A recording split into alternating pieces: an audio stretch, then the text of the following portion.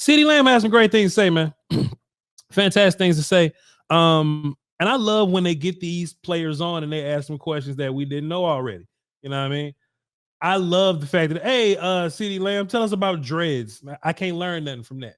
Tell us about, hey, Gilmore, tell us about your shoe collection.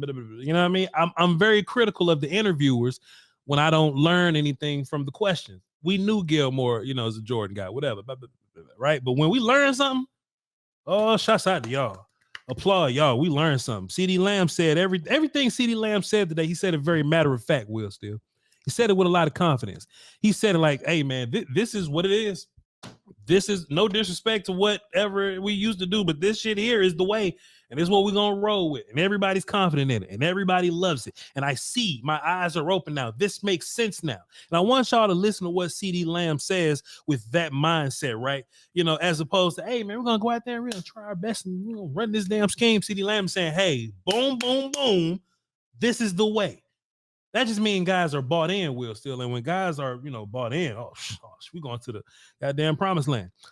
This is the clip that made the rounds. This is the one that got viral on social media, as Bobby Belt was really excited about, and it was telling us what to expect from the offense coming up next year about the deep ball and things of that nature. Let's listen. I mean, that's everybody, and he's looking for the deep ball now. And man, as you see today, is up there. So if you're not going to back up, this is a warning to everybody. If you're not going to back up, good luck.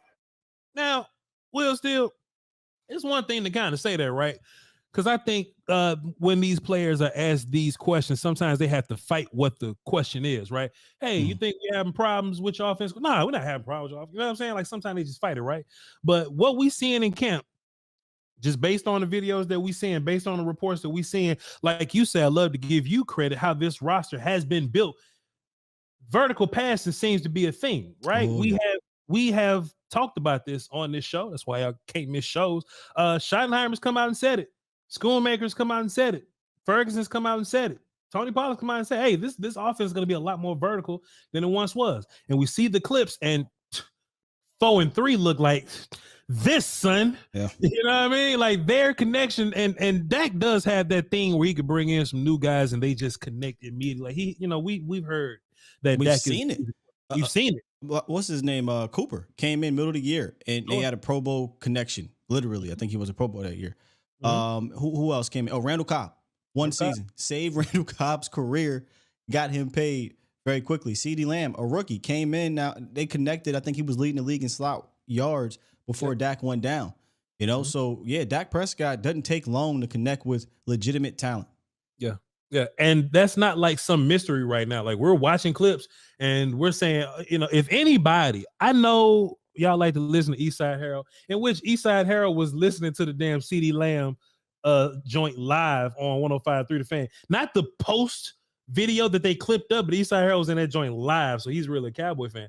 But don't listen to Texans fans with what they tell you about Brandin Cooks. They're going to tell you that Brandin Cooks is washed. Some Cowboy fans are going to tell you that Brandin Cooks is washed and he's a one-trick pony. He's not going to do anything for you. Brandin Cooks is trash. Man,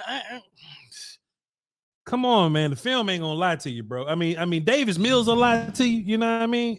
Being unhappy with a situation will lie to you. But film ain't lied to me not the one time. And what I'm saying from damn Brandin Cooks, man, when they call him a route runner, it's not a lie. Will Steele, and that's where Dak can gravitate towards him, right? That's where Dak and him can start to click real fast. Oh, you're a route runner? Shit, I'm the type of I like to throw them, you know what I mean? But then the deep ball aspect. Brandin Cooks is very important here. Brandin Cooks is very important to this deep ball, right? Because if we're in one-on-one coverage, we're probably going to throw the ball to Brandin Cooks deep.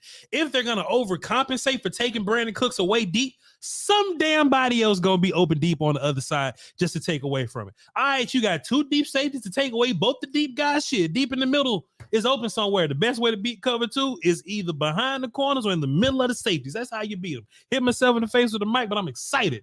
That's how you. So if we're getting all this evidence that deep ball is coming, and all you've heard is people all off season say, hey, Voch, deep ball is coming, right?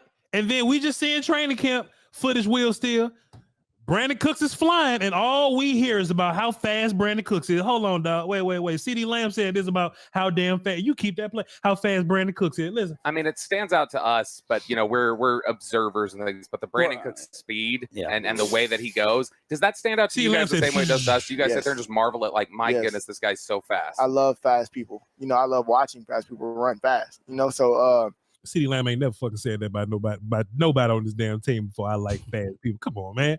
Every time, like, obviously, unfortunately, I'm on the field with him. Not really unfortunate, but not really. Like that post route that Dak threw to him today, he put a little too much on it. But just to see him just float past guys, when the ball's in the air, it's amazing, man. And you don't really see that too many times in a player or in a receiver, especially if his stature.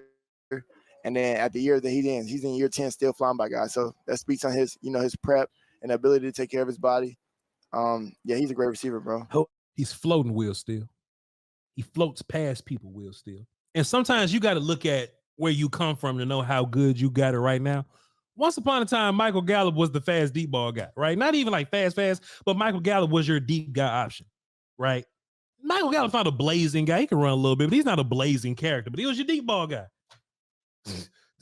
The motherfucker is your deep ball guy now, Will Steele. So I can only imagine that your deep ball is about to get much more efficient, especially because they're willing to throw it now. Now, Will, let me ask you a question. I had this written down in my notepad. I kind of got a feel for the answer, but we're doing content. Do you think that this deep ball is a new thing, meaning that deep ball wasn't always a thing, right? Do you think this is more of a Shoddy said we're going to run the deep ball, we got personnel to run the deep ball now, or just the fact that Kellen just ain't here that we're going to run the deep ball? I think it's a combination of all three. They didn't emphasize speed for whatever reason, under the previous regime until, kind of now, really. I mean, you can get guys in, you could bring in, what was it, Jalen Guyton, undrafted dudes and things like that. But they said, no, we're going to trade for an established dude in Brandin Cooks. And what's dope about Brandon is what we said before when we got him is that he, for whatever reason, people didn't talk about his route running when he got here. It was just all about speed. I'm like, hey, when I put on the film, the first thing I noticed was, why is no one talking about Brandin Cooks' route running? Because he knows how to utilize his speed as a weapon within that route, and that's how he gets open, man. So, and the other thing, you're talking about all this Brandin Cooks and people putting, safeties or whatever over top. Mind you, that's wide receiver 2.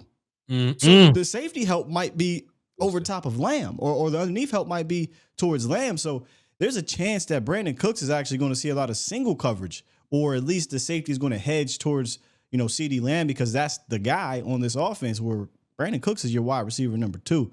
So, boy, it could get crazy. And final thing that I noticed, man, is the combinations, the route combinations when utilizing Brandin Cooks. You might see a curl to pull that linebacker in or pull that safety in, and then they send Brandin Cooks behind that.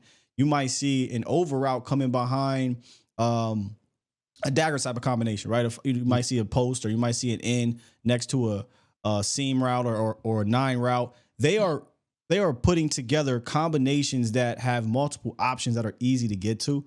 That I didn't understand why we didn't do that when Dak got back last year. I saw him do it a little bit earlier, but I didn't see him do a lot of it towards the end of last season or the middle of last season. So these combinations with this personnel and Mike McCarthy and Shoddy dialing up, I think this offense could be pretty damn good. It's funny when you said when Dak came back. I didn't say this clip, but Sean asked Lamb, hey, we noticed that you really came on towards the back half of the season way better than you did in the first half of the season. What you think the reason for that is? And I just remember saying, fucking Dak wasn't there. You know what I mean? Like, I just thought that was easy peasy answer, dog. I thought that was self-explanatory, but I don't know. I guess you got to ask something. But are you playing that clip? I'm not going to play it because I was mad at it. He did the same thing with the .com. If you go look at the .com interview, they asked him towards the end, like, hey, man, what happened towards the end of last year or in the middle of the year or what have you, or your numbers? That's what it was. They asked him about his numbers. They said, your production went up and whatnot. He said, well, I got Dak, and I'm gonna leave it at that. And they kind of asked him again. He said, well, look, man, I got Dak for a full year. I haven't had Dak for a full year yet. I'm going to have Dak for a full year, and I'm going to leave it at that. So without trying to be, ignorant to the other guys, he understands when 4 is in there, the production is obviously going to increase. KD